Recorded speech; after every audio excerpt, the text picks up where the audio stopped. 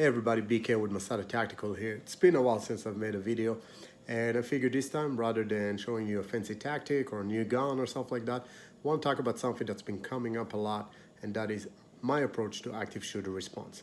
We've been teaching it a lot, we've been teaching a lot of large organizations recently, and my approach is not necessarily in line with what the common mainstream solutions are. So I wanted to share that with you. I did write several blogs about it, but maybe a video is an easier platform.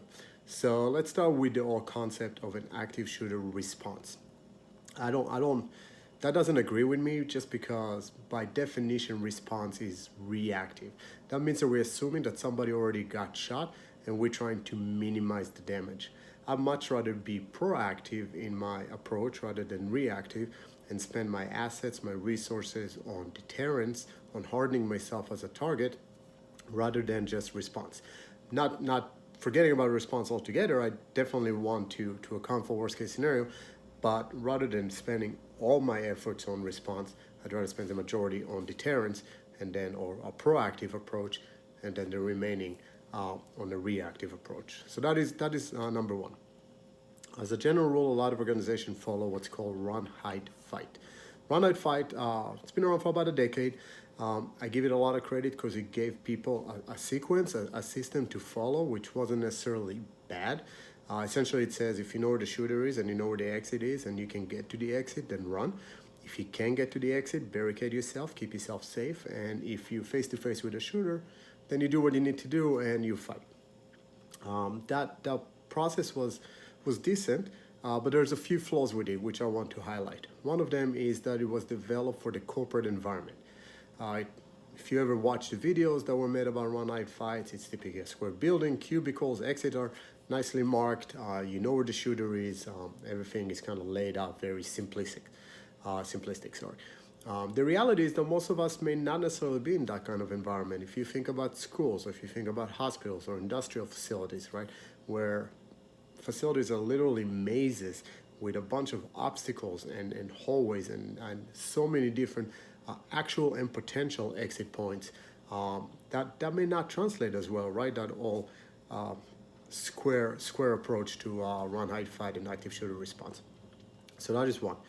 The other problem I have is we're assuming in run, hide, fight that we know where the shooter is. A lot of it is based on acoustics. In the videos, you see people hearing a shot and say, okay, shot came from there, so I'm going to run that direction towards the exit.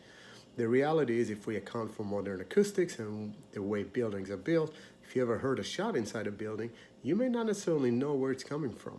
And for me to assume I'll be able to make a decision based on that is illogical. It's not necessarily going to happen that way. So I don't want to count on acoustics necessarily for my response. The other thing is that run, hide, fight gives you three options, right? Run, hide, and fight. Which under stress, that requires a person to go for a decision-making process of which one is the most appropriate at that point in time. And again, one of the main things that we lose under stress is our ability, our cognitive ability to make a proper decision-making process, right? So for me to decide whether or not I can run, or if I should hide or I should fight, that may not work that way. And under stress, that time that it takes me to try and process all of that may work against me. So in my mind, what I want to do is I actually want to provide people with one lowest common denominator, one solution that I don't care what happens, you follow. Is it perfect? No, by no means. I don't think there is such a thing as a best practice. I don't think there is one solution that's going to work for everybody. And I definitely advise every organization we work with to do a true vulnerability assessment, see what options they have, and come up with the best solution for them. But everything else being equal, I highly recommend for people when I teach is just run. Just get out. Any way you can, any way you know, just get out. In drills that we've done comparing run, hide, fight, and just run, we had significantly less potential casualties. Again, drills, a lot less casualties because more people knew what to do. They didn't waste time. They didn't try to stay in a location and then as a result of that getting shot, right? The other thing is people often ask about, well, if I run towards a shooter, am I going to get killed? And the reality is the chance exists, but truly, if you run towards that shooter just because disrupting their own OODA loop, their own thought process, because they're not expecting it, they're being overwhelmed now, your chance of survival is still probably higher than just sitting and hiding, right?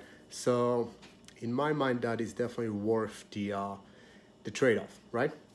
If I give people too many options based on intelligence they may not have and accounting for a decision-making process they may not be able to execute, I'd much rather give them one solution which I know they can execute at any point in time. Listen, we've done it with fire alarm drills, right? We've done it with multiple of other scenarios, right? It's always run, get out. So why should this be any different if that is something people already know? Again, no best practice out there in my mind. Plenty of options. It has to be individualized, but thinking in terms of reactive rather than proactive and giving people skills or processes that they may not be able to implement under stress, I think we're doing ourselves a disfavor. So that's my 2 cents. Hopefully it made sense to you. And definitely submit questions. Let me know if there's anything else you want me to discuss or showcase or teach, and I'll be happy to do so. Stay safe, watch your six, and we'll see you all soon.